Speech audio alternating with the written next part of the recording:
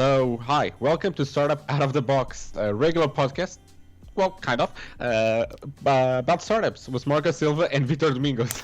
And on this episode, we're going to talk about remote first kind of companies because of the pandemic, because everyone is at home right now. So most of us are like we are working remotely, but this kind of changed the way that startups are going to operate. But also we're going to talk about how business can pivot to new ventures, new areas of business for them. So how companies can actually pivot to new business. That's the correct one. Because also of the pandemic, because some of them need to change, not just the way that they work, but also the business they operate in, and probably need to focus on different things. So starting with that, the last episode that we did, if I recall correctly, it was around March, give or take. So it was the beginning of the pandemic, the beginning of the lockdown. And a few months passed. We are at now in October. Yep. How do you feel that the companies actually change? Do you feel that most of or some companies, even from the enterprise world and even startups, do you feel that they change to the remote first kind of approach, or you think it's just something that they're going to do right now because of the pandemic, and maybe then they're going to return to the previous way of working? Do you feel that changed a lot within the startup and in the enterprise scene? I think depending on the company and the industry, some companies, they change their way of working, and they are moving from an office-centric perspective to a remote-first perspective. But some companies, they are embracing now remote, but I do expect them to go back to normal once things become normal again, if we can call it like that. Mostly on the enterprise side, and also depending on the country. I know, for example, in some countries during the COVID, while the government is telling people to stay work from home, there are companies trying to convince their employees to go back to the office. So because that's how they manage teams, how they should manage people. They should be in the same office space in front of each other. That's how they should work. That's kind of like the old way of thinking. But of course, like I said, depends on the industry and what you're doing. But we're seeing a lot of companies also learning during this phase, realizing what they need to do to become remote first. So it's not just being remote. Or you either accept that you're a remote first company, because that will change the way your company works. It will change your culture, will change how people communicate with each other. And it's not as easy as one day someone saying, hey, we're remote today. It takes a lot of work and a lot of engagement from the top of the company to everyone from the workers. So it can take a while for that to happen. And one of the examples that we've seen in the last couple of months has been one of the Silicon Valley startups, Coinbase. So they have been an office-centric company, like many in Silicon Valley. And because of the pandemic, everyone has been working from home. And they've announced that they are going to become a remote first. So they are working internally to figure out what it is to become a remote first company. And they released already kind of like their guidelines, what they are working on and what they expect their new way of working to be. And you have companies already like GitLab that have already been remote first since the beginning, since they started the company. That doesn't mean that they don't have office spaces. So they, like, for example, 37 Signals, they have offices in different locations in the world or in the US. But those office spaces are for people that just want to work in a different location or want to get together with someone else in the company. It allows them to have that flexibility, but the default is always work from home. Work as if someone is working also from somewhere else in the country, not them, they're not working next to you. So the rules need to change a little bit. So do you feel that because one of the things that this kind of remote first approach reminds me of the previous cloud first approach and mobile first approach, right? It's kind of good. It has this kind of a good buzz feeling, because it gets right into what people are actually expecting for a normal company. But there's a lot of companies that are already doing a lot of remote. Yours is doing remote. The company that I work for also does a lot of remote work. But the thing is, all of the previous companies, if you now focus more on the enterprise level, I don't think that they might say that they want to go remote first, but I don't think that it's going to be possible for most of them, because they're not used to either work in a more collaborative way. Yes, they have, I don't know, PowerPoint and Google Docs and all that kind of stuff, but Yeah. they don't have the culture to work actually remotely. Because the objectives that you give to your own employees, or how you actually manage them, it requires them to be at the office for you to see them, to talk to them, to interact with them, which is kind of good for most of the companies, but they're not used to kind of define objectives and not kind of results, rather than just, well, how many hours or how many days or how many percentage of this project did you actually delivered.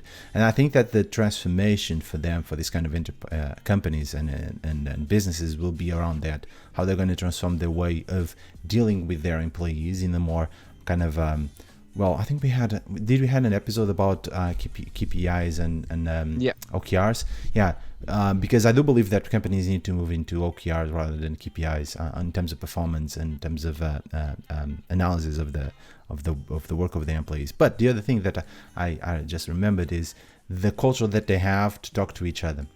Because one of the things that we face during this pandemic and working remotely is that, at least I feel that, is that the way that you need to put your information, or to put your knowledge into text, either an email or a Slack channel or a presentation, needs to be quite clear, needs to be explicit. People need to understand that. You need to explain way more than it used to be, because sometimes you just get the feeling, if you're going to go to a face-to-face meeting, or you talk to someone around the office, the coffee machine and stuff like that, you can get that kind of warm and a nice feeling of talking to them. But doing that offline and in the more kind of a synchronous way, because we're all going to work at different times. Even if you need to go to the office, right? Someone is going to go to the office 3 days per week or 2 days per week, then he's going to work from home.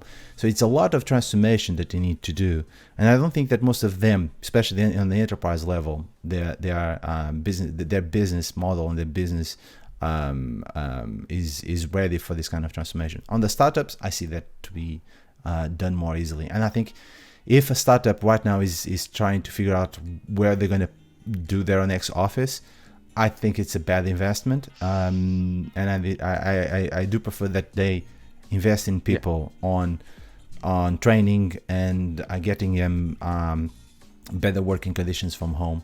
But that's kind of what I think. Do you think that it's these startups are more ready to work like that? Because you mentioned just Coinbase. Coinbase is not a startup, but it's a company that operates as a startup, let's say. I think startups are more ready for that transition. Of course, depends on the management and the culture of the startup.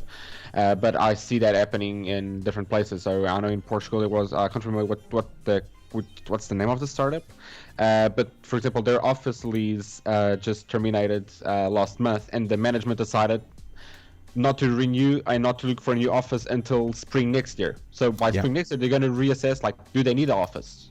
If so, then they're going to worry about it. But for now, they say, nope, we're just going to cancel this, and we'll think about it again next spring. So some companies are doing that. They're canceling their leases, just work remotely. We'll figure this out again in the future and see how things are going.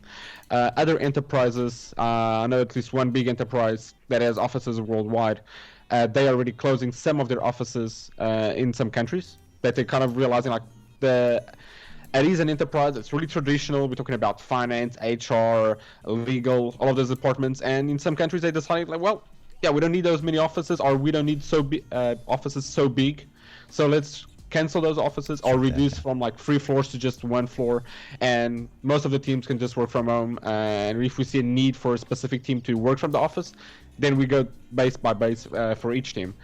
But of course, I don't see every enterprise doing that. I know, for example, in Portugal, some companies, traditional enterprises, are trying to take their employees back to the office, while the employees don't want to go to the office. So, but it's a change. I think it's slowly getting there. I can give an example of a friend of mine. He was already working remotely for 2 years. He was the only person in the team working remotely, and that does bring a lot of difficulties. Because, well, most of the team, like the other 3 or 4 people, they were located in the same space. So communication about meetings, decisions, took a while to get to him, because they would forget about him. Well, he's remote. But now that the rest of the team is doing remote, they kind of like it. Before they didn't understand remote, they hated remote. But after 2 or 3 months doing remote, they were like, Yeah. "Hey, this is actually pretty good. This works. We don't need to go to the office. We just need to change the way we work." But yeah, the office space is useless.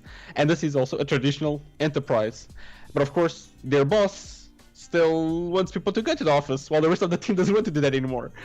So I think it's a culture change, and for that older generation, it's going to take a while.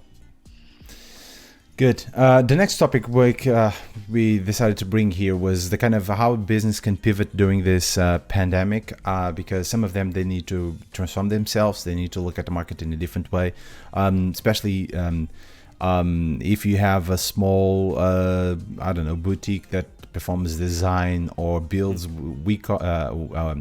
e-commerce websites. I bet that you are quite busy nowadays because everyone wants to have their own website and sell stuff online, which is good. I think it's a good transformation. But yet there's a lot of companies that obviously, because of the way they operate in the market, either they perform a determined a specific service or a product, they need to pivot because of the pandemic, pretty much change everything. And doing pivoting on a business, especially after you being successful with your first kind of business model, is quite hard. And you, as a company, as a startup, it's usually kind of the last options that you're going to take.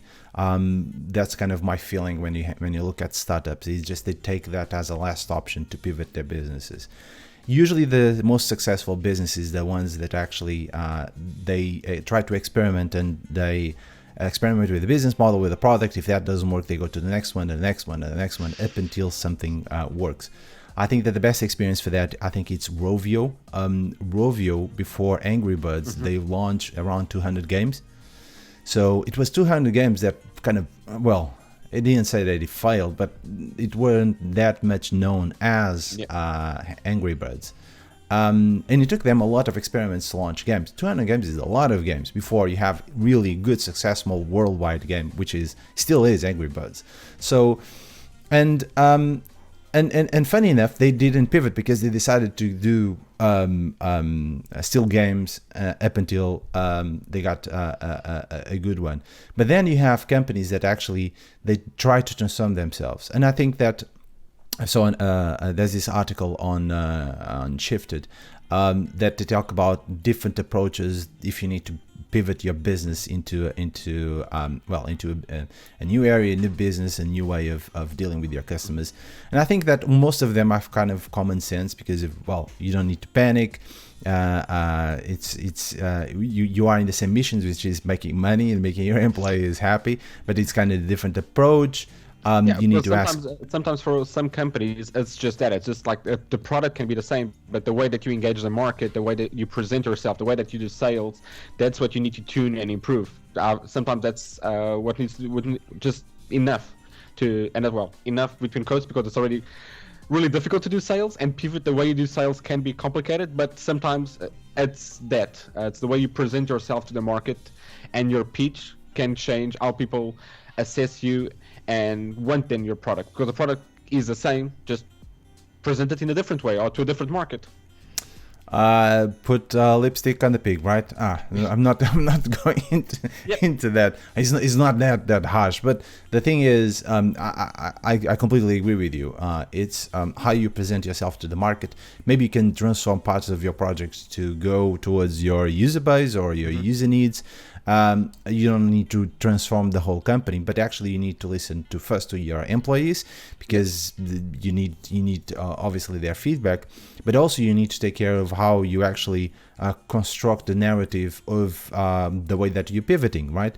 You can pivot from building, a product to then sell professional services or do something else. It's really hard if you go kind of 180 degrees kind of transformation, and it's tough to do that. But you can actually transform the narrative, you transform your pitch deck, you can talk to your employees, and as I said, they don't panic. It's kind of a natural thing to do. And my opinion, my experience is do it as fast as you as soon as you can. Don't wait for the last kind of invoice that you get from a customer or a project. Don't wait for that. Just think about the way that you're going to transform your company, your employees, your message throughout the time, and do small changes, because at the end, after a while, no one's actually going to notice that you're going to pivot. And you have a lot of companies very successful in the market that decided to do something, and right now they do something different, which is a good thing. Like a good example for that you can see some interesting interviews on YouTube is about Slack. Yeah. Slack, the beginning, was a gaming company. They developed games, but they started developing internally a tool to communicate, to share knowledge between the employees, to talk to each other, and that's where Slack was born. It got to a point where Slack was so good internally that they decided, well, this is awesome. The games we're building, not so much. Maybe this is what we should be focusing on. So they pivoted from a game-making company to building a chat platform. And that's quite like, if you go to YouTube, people can find some interesting interviews and their decision, why they took that decision, the change in mentality, culture. It's quite interesting. Good. So, do you have anything else to say? No, I think we should wrap it up by here for this kind of episode. It's a short episode because we're just coming back. What I get from Marco is the commitment that we're going to do this every single week. So expect the next episode next week that's going to appear. Probably around the weekend. I think that the weekend it could be a good time for us to launch this on social media and social networks and stuff like that. And then, obviously, if you have any questions for our next episode, you can ask on the comments on YouTube, or you're going to post this on Twitter or on Facebook, and we're going to bring those questions for the next episode. Either way, this was another Startup Out of the Box, and as you said, we're back.